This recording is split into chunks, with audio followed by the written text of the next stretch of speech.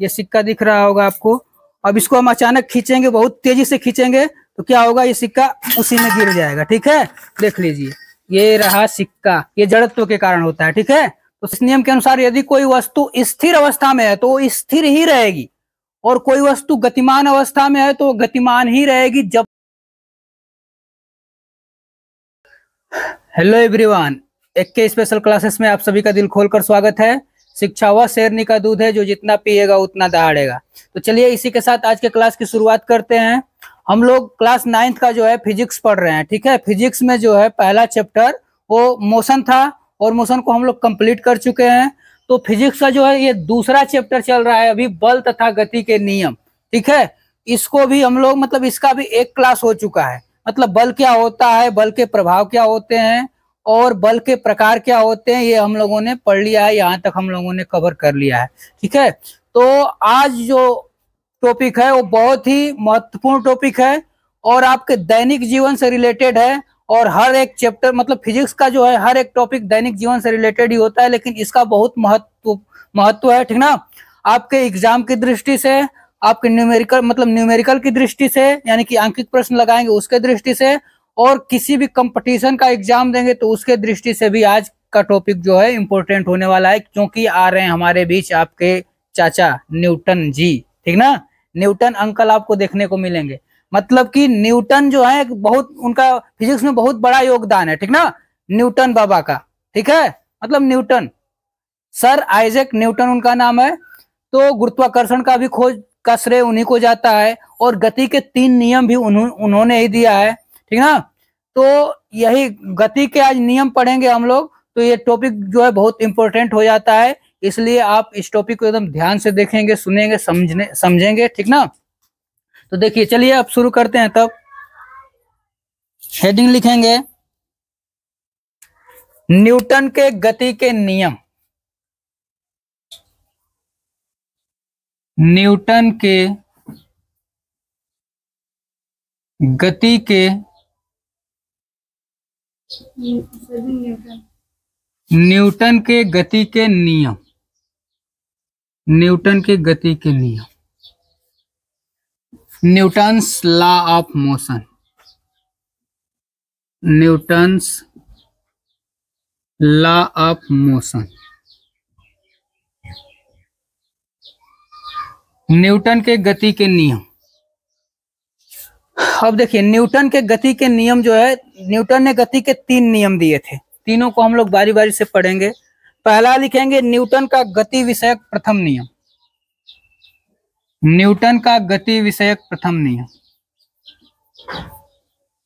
Newton का गति विषयक प्रथम नियम, गति विषयक प्रथम नियम, प्रथम नियम। Newton's first law of motion, first law of motion, Newton's first law of motion, Newton के गति का प्रथम नियम। अब देखिए इस नियम के अनुसार, इस नियम के अनुसार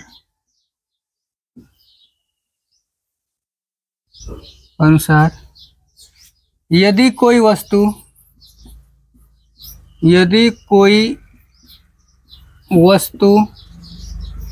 स्थिर है, स्थिर अवस्था में है, स्थिर अवस्था में है या गतिमान अवस्था में है, गतिमान अवस्था में है, तो वह उसी अवस्था में बनी रहती है, उसी अवस्था में बनी रहती है, बनी रहती है। जब तक कि उस पर कोई बाह्य बल न लगाया जाए, जब तक कि उस पर कोई बाह्य बल न लगाया जाए, बाह्य बल न लगाया जाए, न लगाया जाए।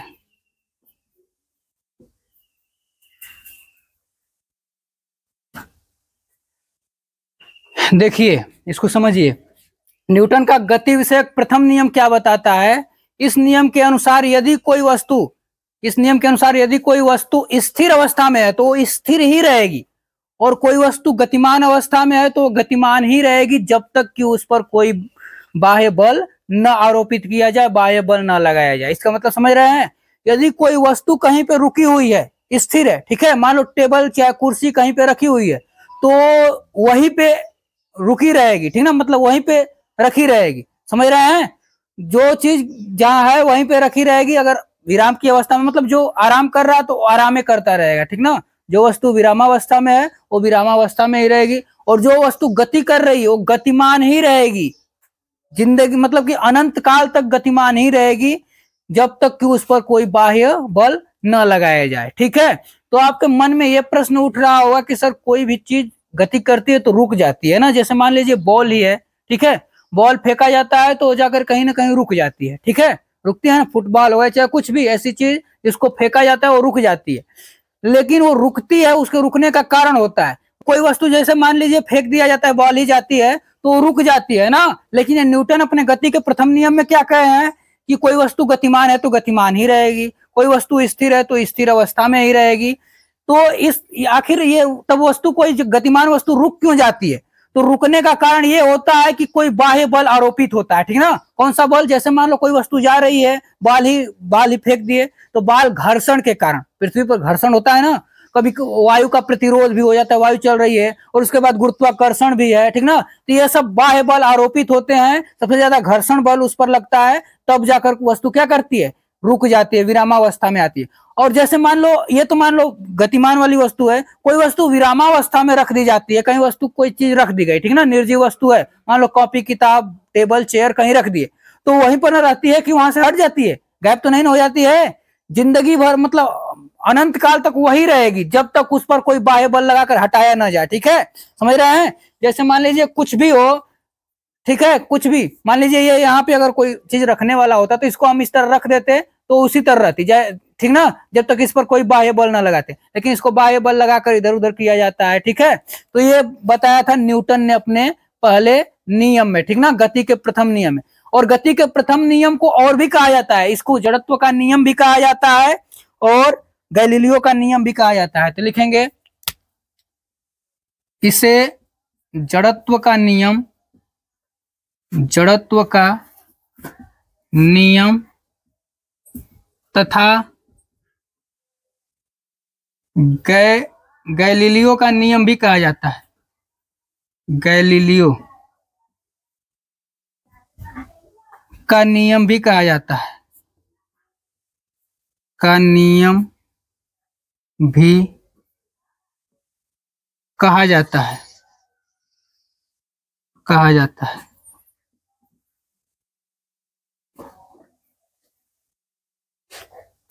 समझ रहे हैं ना, इसी नियम को जड़त्व का नियम भी कहा जाता है और गैलीलियो का नियम भी कहा जाता है। अब जड़त्व क्या होता है इसको और अच्छे से आप लोग जानेंगे, अभी जड़त्व जब आएगा ना, जड़त्व टॉपिक, तो उसको जो है प्रैक्टिकली समझाया जाएगा कि जड़त्व आखिर होता क्या है। जड़त्व जो है ना वह होता है किसी वस्तु की स्थिति का विरोध करता है, ठीक ना, वो मतलब उसी स्थिति में बना रहना चाहता है। जैसे मान लो कि कोई वस्तु है, ठीक है, जैसे आप मान लीजिए बस में जाते हैं, यात्रा कर रहे हैं, ठीक ना, बस अचानक ब्रेक मारती है तो क्या करते हैं, आप आगे की तरफ झुक जाते हैं, झुक जाते हैं ना। इसका मतलब क्या होता है कि आपका शरीर जो है गतिमान होता है, ठीक ना, और बस अचानक रुक जाती है तो जो है नीचे का जो मतलब कमर के नीचे का जो पोर्शन होता है सीट के साथ लगा रहता है, ठीक है, सीट के साथ लगा रहता है, तो सीट तो अचानक रुक जाती है, लेकिन अभी शरीर गतिमान रहता है, इसलिए आगे आप झुक जाते हैं। अभी आपको जड़त्व का जब आएगा ना तो उसको और प्रैक्टिकली अच्छे से समझाया जाएगा, ठीक है। तब तक ये मतलब अभी जड़त्व तो आएगा, ठीक ना, तुरंत इसके बाद आएगा। तो इसको देख लीजिए, ये न्यूटन का प्रथम नियम, ठीक ना, इसको नोट कर लेंगे, फिर हम लोग आगे बढ़ते हैं। एक नोट लिखेंगे, नोट, जब कोई गेंद गति कर रही होती है, गति करती है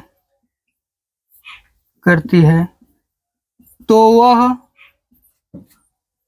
घर्षण के कारण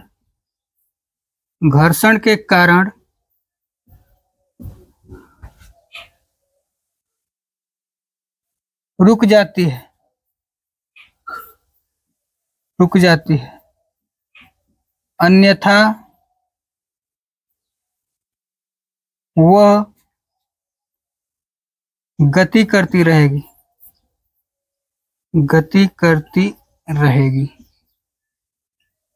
बताएं हम आप लोगों को कि घर्षण के कारण जो है, घर्षण बल लगता है तब कोई वस्तु गतिमान है तो रुक जाती है। ठीक है, तो इसके उदाहरण अगर आप जानना चाहेंगे तो कोई वस्तु अगर स्थिर रखी हुई, मान लो मेज पर रखी हुई पुस्तक, ठीक ना, और ऐसे ही हो सकता है, ठीक ना, इसको नोट कर लें। चलिए अब इसको अब आगे बढ़ते हैं। अब लिखेंगे जड़त्व। अब आ गया जड़त्व।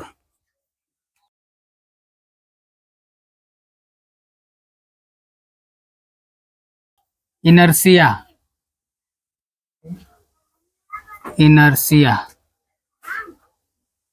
जड़त्व क्या होता है इसको जानेंगे। किसी वस्तु का वह गुण,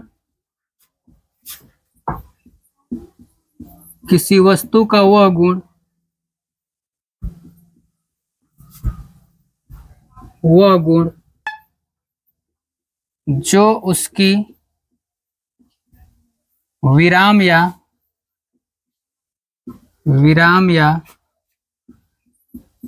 गति की अवस्था में परिवर्तन,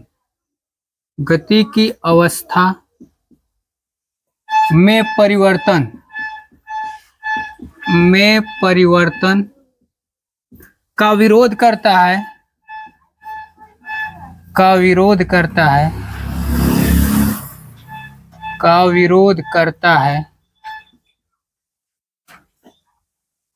जड़त्व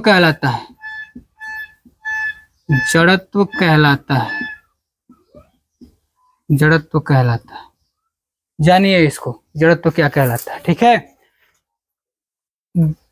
किसी वस्तु का वह गुण जो उसकी विराम या गति की अवस्था में परिवर्तन का विरोध करता है। कोई वस्तु यदि विराम में अवस्था में है ना, तो विराम अवस्था में, जैसे न्यूटन ने पहले नियम बताया ना, उसी को जड़त्व का नियम भी कहते हैं, गैलीलियो का नियम भी कहते हैं। इसको समझिए ध्यान से पहले।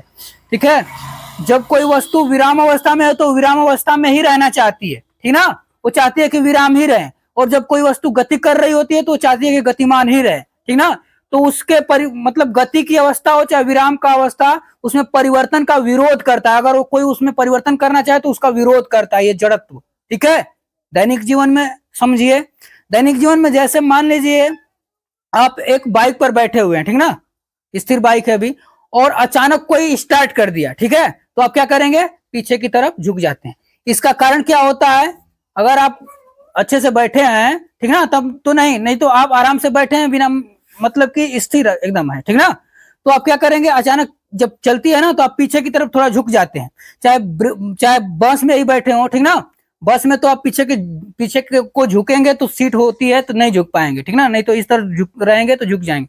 देखिए इसका क्या होता है, गति का कि उसकी स्थिति अवस्था परिवर्तन का विरोध करना होता है। अब इसको देखिए, जैसे आप बस में ही बैठे होते हैं, बस जब मुड़ती है, ठीक ना, मुड़ती है, दाएं तरफ मुड़ती है तो क्या करते हैं आप, बाएं तरफ झुक जाते हैं, ठीक ना। बाएं तरफ मुड़ेगी तो दाएं तरफ, कभी महसूस नहीं किए होंगे तो आप महसूस करिएगा, ठीक है। और बस अचानक जब ब्रेक मारती है तो आप आगे की तरफ झुक जाते हैं। होता क्या है इसमें, देखिए आपका जो शरीर है, पूरा शरीर, अब आपके कमर के ऊपर का जो भाग है वो तो स्वतंत्र होता है, ठीक ना, और नीचे का भाग जो है सीट, कमर के नीचे का भाग सीट के साथ बंधा रहता है, ठीक है।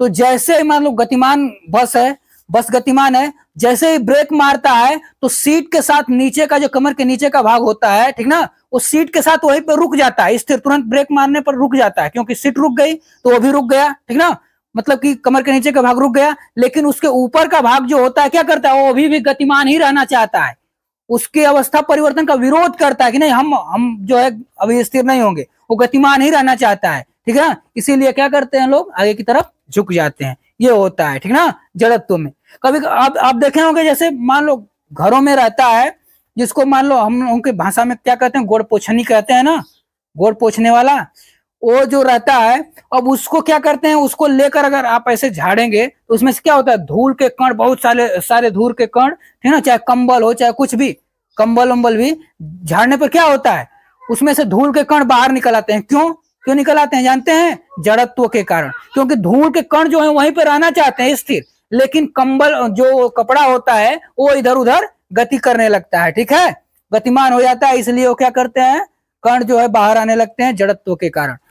कोई वस्तु अगर गतिमान है तो गतिमान ही रहना चाहती है, ठीक है, वो तो इसको गति का जड़त्व कहते हैं। अब इसका एक एग्जांपल आप समझने की कोशिश करेंगे, वही वाला बस वाला हम आपको एग्जांपल बता रहे हैं, ठीक ना। बस में आप गतिमान हैं, अचानक ब्रेक मारने पर क्या होते हैं, आप आगे की तरफ झुक जाते हैं। इसका मतलब आपका शरीर जो है गतिमान अभी भी रहना चाहता है, ठीक ना, चाहता है कि अभी भी हम गतिमान रहें, लेकिन बस के ब्रेक मारने की वजह से जो है सीट रुक जाती है, पूरा बस रुक जाती है, पूरी बस। तो इसलिए आपका ऊपर का शरीर जब स्वतंत्र होता है तो वो आगे की तरफ जाता है, लेकिन कमर के नीचे का जो होता है पोर्शन, वो उसी में सीट के साथ रुक जाता है, तब आप आगे की तरफ झुक जाते हैं। इसे गति का जड़त्व कहते हैं, ठीक है, नोट करेंगे फिर हम लोग आगे बढ़ते हैं। हाँ देखिए, अब दैनिक जीवन में जड़त्व के उदाहरण, ठीक है, दैनिक जीवन में जड़त्व के उदाहरण बताए हैं कि दैनिक जीवन में जड़त्व के क्या उदाहरण होते हैं। अब उसी को आप लोग लिखे हैं और इसी को हम समझा रहे हैं, ठीक ना, पहले भी समझा दिए हैं, ठीक ना, समझाया ना कि बस में बैठे यात्री का मतलब अचानक ब्रेक मारने पर आगे की ओर झुक जाना। तो वही सब देखिए, बस अथवा कार के विरामावस्था से गति, पहला इसमें है, मतलब इसमें 7 स्थितियां, मतलब दैनिक जीवन में जड़त्व के उदाहरण 7 हैं, और भी बहुत सारे हो सकते हैं, ठीक ना। तो 7 यहाँ पे दिए हुए हैं, तो इसको 7 को हम लोग समझेंगे। बस अथवा कार की विरामावस्था से गति, सुनिए ध्यान से सब लोग, देखिए, बस अथवा कार का जब अचानक विरामावस्था से गति प्रदान करती है तो क्या होता है कि शरीर जो होता है ना हमारा, बस अथवा कार में बैठे व्यक्ति जो होते हैं, उसका शरीर जो हुआ स्थिर अवस्था में रहता है, ठीक ना। और अचानक जो है मतलब कि बस अथवा कार को चलने पर, अचानक जब चलती है, गतिमान हो जाती है, तो शरीर जो है अभी भी चाहता है कि हम स्थिर अवस्था में रहें। नीचे का जो होता है, कमर के नीचे का पोर्शन, वो सीट के साथ जो है आगे की तरफ चल देता है, लेकिन ऊपर वाला शरीर जो है अभी मतलब नहीं चल पाता, वही स्थिर रहना चाहता है। इसलिए व्यक्ति क्या होते हैं, पीछे की तरफ झुक जाते हैं ना। अचानक मतलब कि विरामावस्था से कार अथवा बस को अचानक चलने पर व्यक्ति क्या होते हैं, उसमें बैठे यात्री क्या होते हैं, पीछे की तरफ झुक जाते हैं, ठीक ना, पीछे की तरफ झुक जाते हैं। अब देखिए, बस अथवा कार का गतिमान अवस्था से अचानक रुकना। अब कोई बस अथवा कार अचानक रुकती है, गतिमान अवस्था में है, और अचानक जब रुकती है तो क्या होते हैं व्यक्ति, उसमें बैठे यात्री आगे की तरफ झुक जाते हैं, ठीक ना, आगे की तरफ झुकते हैं।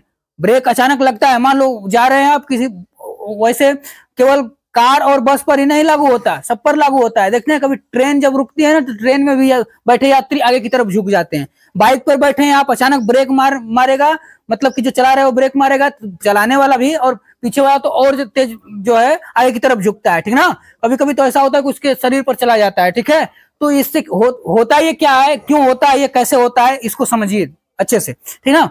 होता ये है कि हमारा पूरा जो शरीर है, वो जो ऊपर वाला शरीर होता है वो स्वतंत्र रहता है, ठीक ना, उसी के साथ गतिमान है। नीचे का भी सब शरीर गतिमान होता है, लेकिन जो नीचे का भाग होता है, जो सीट के साथ लगा हुआ भाग होता है, जो पोर्शन सीट के साथ लगा हुआ होता है, तो अचानक ब्रेक मारने पर बस हो या कार हो या फिर बाइक हो, वो तो रुक जाती है, ठीक है ना, रुक जाती है, या फिर गति में परिवर्तन होता है, स्लो हो जाती है, या फिर अचानक रुक जाती है जब, ठीक ना, विरामावस्था में अचानक आती है। तो ये जो नीचे का जो पोर्शन होता है, ठीक ना, वो सीट के साथ ही रुक जाता है, लेकिन ऊपर वाला तो अभी स्वतंत्र गति कर रहा है, ठीक ना, वो चाहता है कि हम गति ही करते रहें, क्योंकि जड़त्व ही होता है कि अगर कोई वस्तु विराम है तो विराम ही रहेगी, और गतिमान है तो गति ही करती रहेगी, ठीक ना।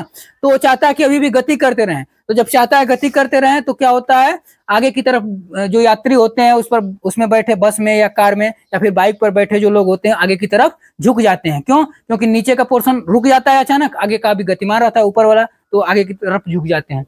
तीसरा देखेंगे, कंबल को तेजी से झाड़ने पर धूल के कणों का अलग होना। ये आप अपने घरों में प्रयोग करके देख सकते हो, या फिर देखे भी होंगे, ठीक ना। या फिर जो गोड़पोछनी होती है ना, ठीक है, उसको और भी किसी नाम से जानते हैं, पता नहीं, हमको याद नहीं आ रहा है अभी, ठीक है। तो वो जो होता है, जो मतलब कि गोड़ पोछने वाला जो होता है या फिर कंबल जो होता है, ठीक है, तो होता क्या, उसमें धूल के कण होते हैं, ठीक ना। अब आप कंबल को या फिर उसको क्या करेंगे, कंबल को आप लाएंगे तो मतलब उसको हिलाते हैं कंबल को, तो क्या होता है, उसमें जो धूल के कण होते हैं वो बाहर निकल जाते हैं, ठीक ना। क्यों? क्योंकि धूल के कण, जैसे मान लीजिए कंबल हो गया, ठीक है, अब धूल के कण उसी में वहीं पे बना रहना चाहते हैं, ठीक ना, लेकिन कंबल इधर उधर हो जाता है, तो धूल का कण सोचता है कि हम वहीं पे रहें, स्थिर रहें, तो निकल ही ना जाएगा। ये सोचेगा धूल का कण कि वहीं पे रहें, कंबल चला गया उधर, तो ये धूल का कण क्या हो गया, बाहर आ गया कि नहीं, बाहर निकल जाते हैं। इसीलिए धूल के कण देखते हैं, कंबल को झाड़ेंगे तो बहुत सारे धूल के कण निकलते हैं, क्योंकि वो विरामावस्था में, स्थिर अवस्था में रहना चाहते हैं, जबकि चादर को आप गतिमान कर देते हैं, कंबल को गतिमान कर देते हैं, ठीक है, ये हो गया। अब देखिए, पेड़ की शाखा को जोर से हिलाने पर फलों और पत्तियों का झड़ना आप महसूस किए होंगे, ठीक ना। आप महसूस किए क्या होंगे, देखे होंगे, ठीक है। अगर आप पेड़ पौधों को हिलाए होंगे तो देखे होंगे, उसमें जो पत्तियां होती हैं, जो कमजोर पत्तियां होती हैं, वो झड़ने लगती हैं ना। सूखी पत्तियां जो पीले कलर की हो जाती है वो झड़ने लगती है, और फल जो होते हैं, हरे हो चाहे पीले, ठीक है, पके हुए, वो झड़ जाते हैं, तेज हिलाएंगे तो झड़ जाएंगे। ऐसा क्यों होता है? ये भी जड़त्व के कारण ही होता है, ठीक ना, जड़त्व के कारण होता है। मान लीजिए आप कहीं भी गए होंगे, कुछ तोड़ने गए होंगे, जामुन तोड़ने गए होंगे, आम तोड़ने गए, अमरूद तोड़ने, या फिर चोरी से गए होंगे, या फिर अपना ही, तो आप क्या करेंगे, शाखाओं को जब हिलाते हैं तो देखिए, मान लीजिए ये कोई फल है, ठीक ना, ऐसे फल है, ठीक है, अब ये शाखा है, ठीक ना। अब क्या करेंगे, ये फल चाहेगा कि हम यहीं पे रहें, फल क्या चाहेगा, फल चाहेगा कि यहीं पे रहें, और शाखा को देखिए, अब ध्यान से इसको समझेंगे, ये फल चाहेगा कि यहीं पे रहे, लेकिन ये है शाखा, इसको हमने हिलाकर इधर कर दिया, ठीक ना, मान लो हिला दिए, इधर आ गए, तो ये फल, तो मान लो अगर फल वहीं पे रहना चाहता है, फल चाहता है कि हम वहीं पे रहें, लेकिन ये शाखा को हिला देते हैं, इधर हिल गई है, ठीक ना, लेकिन वो फल क्या हुआ, गिर गया। फल चाहता है कि हम वहीं पे रहें, और टहनी होती है वहां से अलग हो जाती है कि नहीं, तो फल गिर जाते हैं, पीले पीले पत्ते जो होते हैं वो गिर जाते हैं। क्यों गिर जाते हैं? जड़त्व के कारण। वो चाहते हैं कि हम स्थिर अवस्था में रहें, स्थिर ही रहे हम, लेकिन टहनी इधर उधर हो जाती है, हिलाएंगे आप तो टहनी इधर आएगी, लेकिन वो चाहेगा फल के वहीं पे रहे, इसलिए वो गिर जाता है। तो ये हो गया, पेड़ की शाखा को जोर से हिलाने पर फलों और पत्तियों का झड़ना। अब ये मत करिएगा कि जाइएगा पेड़ को एकदम इस तरह हिला दीजिएगा धीरे से, अब कहेंगे कि गिर ही नहीं रहा है तो ये जड़त्व का नियम फेल हो गया, ऐसा नहीं, जोर से हिलाना है, ठीक ना, समझ रहे हैं। अब देखिए, कांच की खिड़की पर बंदूक से दागी गई गोली द्वारा छोटा छिद्र बनना, समझ रहे हैं, गोली अगर मारते हैं, शूट करते हैं, ठीक ना, समझ रहे हैं ना, गोली मारते हैं कांच की खिड़की पर, तो क्या होता है, उसमें छोटा छिद्र बन जाता है। अगर आप उसको पत्थर से मारेंगे या ढेला से मार देंगे तो क्या होगा, पत्थर से मारने पर खिड़की चटक जाएगी, पूरा चटक जाती है ना, लेकिन गोली से मारेंगे तो छिद्र बन जाएगा छोटा सा। क्यों? जड़त्व के कारण। जड़त्व के कारण होता यह है कि खिड़की जो है, खिड़की वहीं पे बनी रहना चाहती है, ठीक ना, लेकिन जो गोली जाती है बहुत ज्यादा वेग से न जाती है, अब पत्थर का वेग उतना होता नहीं है, इसलिए पूरा चटक जाता है, खिड़की पूरा चटक जाएगा। लेकिन जब गोली से मारेंगे तो गोली बहुत वेग से जाती है, और आसपास के उसके जो होंगे वो क्या करना चाहते हैं, वो वहीं पर रहना चाहते हैं, स्थिर रहना चाहता है, खिड़की का जो कांच है वो स्थिर रहना चाहता है। लेकिन जो गोली जाती है उतना वाला भाग वो गतिमान, मतलब गोली के साथ गति करके बाहर चला जाता है, बाकी जब जो भाग होता है खिड़की का, वो कांच का, वो वहीं पर रहना चाहता है, इसलिए छोटा छिद्र बन जाता है, ठीक ना, समझ रहे हैं, नहीं तो चटक जाता, वो भी उसकी गति बहुत ज्यादा होती है, इसलिए तो ये भी जड़त्व के कारण होता है कि कांच जो होता है स्थिर रहना चाहता है, लेकिन गोली की गति की वजह से वो उतना वाला भाग जो होता है वो बाहर निकल जाता है, मतलब हट जाता है, ठीक है, जड़त्व के कारण। अब लंबी कूद के खिलाड़ी का कूदने से पहले दौड़ना। लंबी कूद का खिलाड़ी जो होता है कूदने से पहले दौड़ता है ना। अब लंबी कूद वाले, ठीक ना, ऊंची कूद वाले तो नहीं दौड़ेंगे, थोड़ा सा भी दौड़ेंगे तो काम हो जाएगा, क्योंकि उनको ऊंचा जाना होता है। लंबी कूद वाला खिलाड़ी क्या करता है कि बहुत दूर से आता है और तेजी से दौड़ लगाता है। क्यों? क्योंकि वो अधिकतम दूरी पर कूद सके, ठीक ना, ज्यादा दूरी तक कूद सके। क्यों ऐसा क्यों होता है कि वो ज्यादा दूरी तक कूद सके? ऐसा इसलिए होता है कि वो अपने शरीर को गतिमान अवस्था में, मतलब कि गतिमान अवस्था में लाना चाहता है। और वो शरीर जब गतिमान अवस्था में है तो गति का जड़त्व तो उसमें हो गया, क्योंकि अब शरीर जो है गति कर रही है तो गति ही करती रहना चाहेगी, ठीक ना। तो इसीलिए वो आता है दौड़कर पीछे से गति करते हुए कि वो लंबी कूद सके, मतलब दूर तक कूद सके। इसलिए वो जो होता है लंबी कूद का खिलाड़ी पीछे से मतलब दौड़ कर जाता है और कूदता है ताकि वो दूर कूद सके, ठीक ना। उसके बाद लास्ट वाला जो है, बोतल पर रखे गत्ते को अचानक हटा देने पर उस पर रखे सिक्के का बोतल में गिर जाना।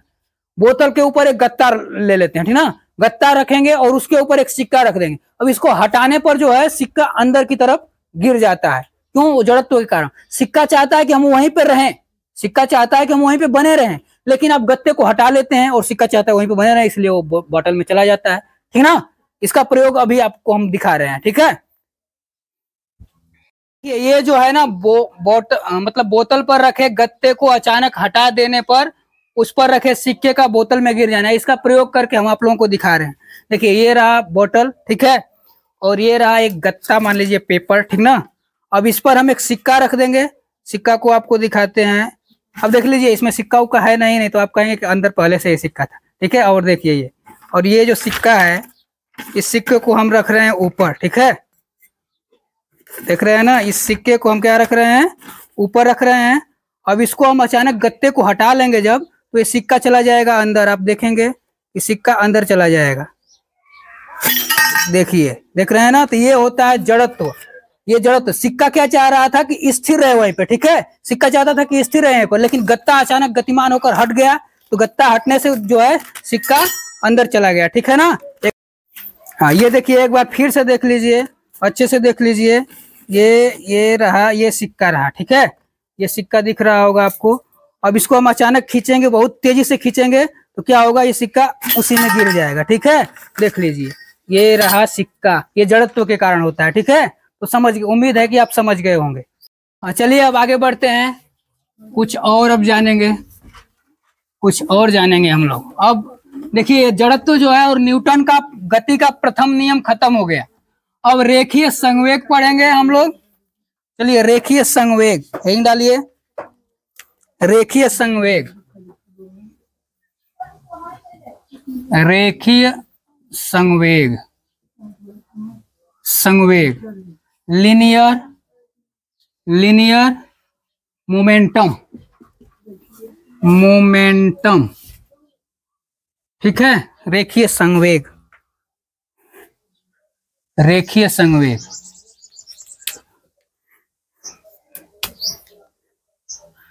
देखिए रेखीय संवेग क्या होता है? कोई भी गतिमान वस्तु, ठीक ना, कोई भी गतिमान वस्तु के द्रव्यमान और वेग के गुणनफल को क्या कहते हैं? संवेग कहते हैं, रेखीय संवेग कहते हैं। द्रव्यमान भी होना चाहिए उसमें और वेग, ठीक ना, द्रव्यमान और वेग के गुणनफल को रेखीय संवेग कहा जाता है। तो लिखें, किसी गतिमान वस्तु के, किसी गतिमान वस्तु के, वस्तु के द्रव्यमान, द्रव्यमान एवं वेग के गुणनफल को, के गुणनफल को, गुणनफल को रेखीय संवेग कहते हैं, रेखीय संवेग कहते हैं, संवेग कहते हैं। किसी गतिमान वस्तु के द्रव्यमान एवं वेग के गुणनफल को रेखीय संवेग कहते हैं। इसे स्मॉल p से प्रदर्शित करते हैं, इसे स्मॉल p से प्रदर्शित करते हैं, प्रदर्शित करते हैं, करते हैं, इसे स्मॉल p से प्रदर्शित करते हैं। p बराबर होता है द्रव्यमान गुणे वेग, ठीक ना। p बराबर क्या होता है? द्रव्यमान गुणे वेग, समझ रहे हैं? p बराबर द्रव्यमान गुणे वेग होता है। अब इसमें देखिए यम क्या है? यम आपका द्रव्यमान है, द्रव्यमान, और v क्या है? वेग है, ठीक ना। किसी गतिमान वस्तु के द्रव्यमान एवं वेग के गुणनफल को रेखीय संवेग कहते हैं, ठीक है, लीनियर मोमेंटम कहते हैं। लीनियर, यहाँ पे LI बना लेंगे, लीनियर मोमेंटम कहते हैं, ठीक ना। किसी गतिमान वस्तु के द्रव्यमान एवं वेग के गुणनफल को रेखीय संवेग कहते हैं। इसे स्मॉल p से प्रदर्शित करते हैं। और इसका जो है, इसमें देखिए दिशा भी होती है, ठीक ना, इसमें दिशा भी होती है, अतः ये सदिश राशि है, सदिश राशि है। इसका मात्रक, इसका मात्रक, मात्रक क्या होगा आप बताइए? द्रव्यमान का मात्रक किलोग्राम, ठीक ना, वेग का मात्रक मीटर प्रति सेकेंड, तो क्या हो जाएगा इसका मात्रक? किलोग्राम मीटर प्रति सेकेंड। इसका मात्रक, इसका SI मात्रक लिखेंगे, इसका SI मात्रक, मात्रक किलोग्राम मीटर प्रति सेकंड होता है, होता है। एक पॉइंट तो भूल गए, चलो आगे ही लिख लो। तथा यह एक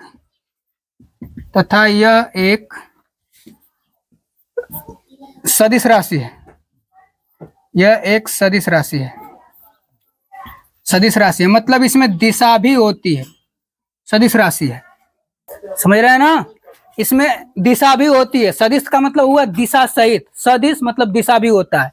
तो संवेग में दिशा भी होता है। फिर से समझेंगे, किसी गतिमान वस्तु के द्रव्यमान और वेग के गुणनफल को संवेग कहते हैं। द्रव्यमान भी रहेगा और वेग भी। द्रव्यमान और वेग के गुणनफल को क्या कहेंगे? रेखीय संवेग या केवल संवेग भी कहते हैं। समझ रहे हैं ना। तो किसी गतिमान वस्तु के द्रव्यमान व वेग के गुणनफल को रेखीय संवेग कहते हैं। ठीक है, इसे स्मॉल p से प्रदर्शित करते हैं। p बराबर होता है m गुणे v, m भी, ठीक ना। और m द्रव्यमान होता है, v क्या है? वेग है। इसका SI मात्रक किलोग्राम मीटर प्रति सेकंड होता है और यह एक सदिश राशि है।